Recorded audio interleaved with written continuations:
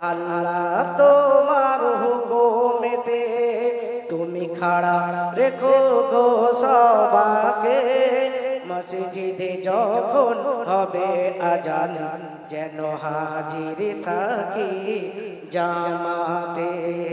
আল্লাহ তোমার হুকুমেতে, তোমার হুকুম মেনে আমি সারা জীবন যেন চলতে পারি, তোমার হুকুম মেনে মোরা সারা জীবন যেন চলতে পারি।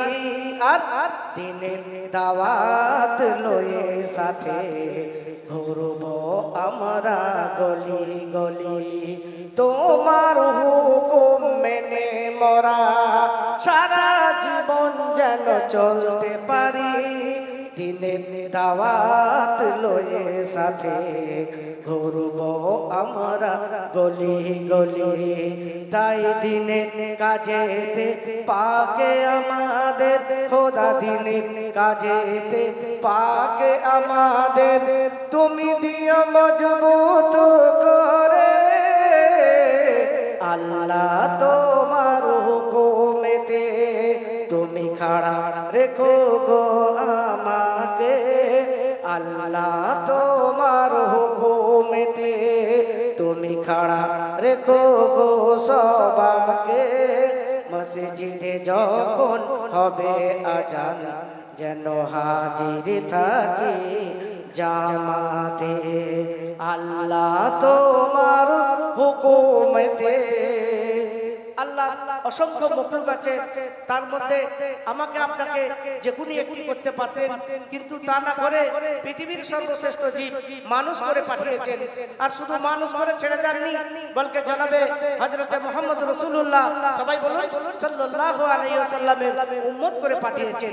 তাই কবি বললেন, আল্লাহ তোমার মেহেরবানিতে করেছো তুমি আমায় মানুষ, আল্লাহ তোমার মেহেরবানিতে করেছো তুমি আমাদের মানুষ। আর উপহারে কোরআন দিয়েছো, আর দিয়েছো নবী মুহাম্মদ। বলুন সুবহানাল্লাহ। আল্লাহ তোমার মেহেরবানিতে করেছো তুমি আমাদের মানুষ, উপহারে কোরআন দিয়েছো, আর দিয়েছো নবী মুহাম্মদ। তোমার হুকুম করব পালন খোদা, তোমার হুকুম করব পালন মোরা সেই দেখানো নবীর পথে। আল্লাহ তোমার হুকুমেতে তুমি খাড়া রেখো গো আমাকে, আল্লাহ তোমার হুকুমেতে তুমি খাড়া রেখো গো সবাকে, মসজিদে যখন হবে আজান যেন হাজির থাকি জামাতে। আল্লাহ তোমার হুকুমেতে। আল্লাহ পাক জিন আর ইনসানকে তৈরি করেছেন কেবলমাত্র তার আরাধনা উপাসনার জন্য। তাই কবি বললেন, বান্দাকে তোমার তৈরি করেছো হুকুমে তোমার হবে খাড়া, বান্দাকে তোমার তৈরি করেছো হুকুমে তোমার হবে খাড়া। পাহাড় পর্বত শ্যামল দিয়ে ভরিয়েছো তুমি এই ধরা, বান্দাকে তোমার তৈরি করেছো হুকুমে তোমার হবে খাড়া। পাহাড় পর্বত শ্যামল দিয়ে ভরিয়েছো তুমি এই ধরা, গভীর অরণ্য তৃণলতা দিয়ে, গভীর অরণ্য তৃণলতা দিয়ে তুমি বাঁচিয়েছো মোদের প্রাণ। আল্লাহ তোমার হুকুমেতে তুমি খাড়া রেখো গো আমাকে, আল্লাহ তোমার হুকুমেতে তুমি খাড়া রেখো গো সবাকে, মসজিদে যখন হবে আজান যেন হাজির থাকি জামাতে আল্লাহ তোমার হুকুমেতে। আমরা যে সমস্ত ফুল দেখি এক একটি ফুলের এক এক রকম গন্ধ হয়, আর যে সমস্ত ফল খাই এক একটি ফলের এক এক রকম স্বাদ হয়। তাই কবি বললেন, ফুলেতে সুন্দর গন্ধ দিয়েছো, ফলে দিয়েছো বিভিন্ন স্বাদ। ফুলেতে সুন্দর গন্ধ দিয়েছো, ফলে দিয়েছো বিভিন্ন স্বাদ। সাগর নদী খাল বিলেতে পানির ভেতরে অজস্র মাছ। ফুলেতে সুন্দর গন্ধ দিয়েছো, ফলে দিয়েছো বিভিন্ন স্বাদ। সাগর নদী খাল বিলেতে পানির ভেতরে অজস্র মাছ। তোমার নিয়ামত ভোগ করি মোরা খোদা, তোমার নিয়ামত ভোগ করি মোরা।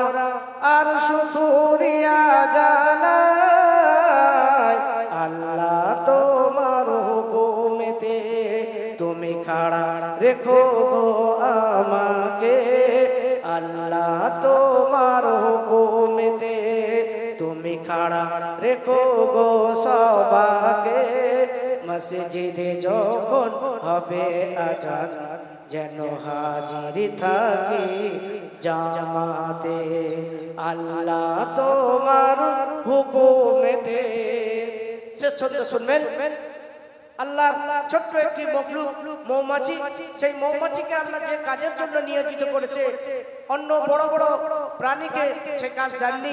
তাই কবি বললেন, আর আসমান থেকে যে পানি বর্ষণ হয়, আকাশে যে মেঘ তৈরি হয়, সব আল্লাহর হুকুমেই হয়, আর আল্লাহর হুকুমেই বৃষ্টি শুরু হয়। তাই কবি বললেন, মৌচাকেতে মধু রেখেছো, মেঘ থেকে তুমি ঝরাও পানি। মৌচাকেতে মধু রেখেছো, মেঘ থেকে তুমি ঝরাও পানি। জীবন মরণ সব তোমারই হাতে, তুমি আমাদের অন্তর্যামী। মৌচাকেতে মধু রেখেছো, মেঘ থেকে তুমি ঝরাও পানি। জীবন মরণ সব তোমারই হাতে, তুমি আমার অন্তর্যামী। এম এ সামাদ তাই বড় অসহায় খোদা, এম এ সামাদ তাই বড় অসহায়। তুমি দিও ক্ষমা করে আল্লাহ তোমার হুকুমেতে। তুমি খাড়া রেখো গো আমাকে আল্লাহ তোমার হুকুমেতে। তুমি খাড়া রেখো গো সবাকে মসজিদে যখন হবে আজান যেন হাজির থাকি জামাতে আল্লাহ তোমার হুকুমেতে।